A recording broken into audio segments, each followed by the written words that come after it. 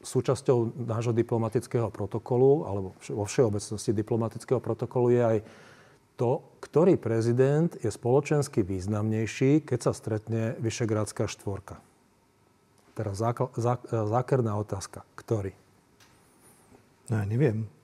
Nemôžem odpovedať, lebo by som si len typol a typnem si, zle sa zhovadím. Spoločenská významnosť prezidentov sa stanovuje podľa dĺžky pôsobenia vo svojej funkcii. To by mi nenapadlo. Čiže platí tam, hovorí sa tomu princíp seniority. Teraz neviem, ktorý z prezidentov V4 je najdlhšie vo funkcii. Možno, že slovenská prezidentka. A keby bola, áno, to som sa presne chcel, keby bola prezidentka medzi nimi žena? To je jedno. To prezident. Neprihliada sa prezident, na to. prezident. Normálne podľa etikety sa na to prihliada, pretože žena je spoločensky najvýznamnejšia osoba, ale čo sa týka diplomatického protokolu, tam je to trošku upravené a funguje tam tento princíp seniority.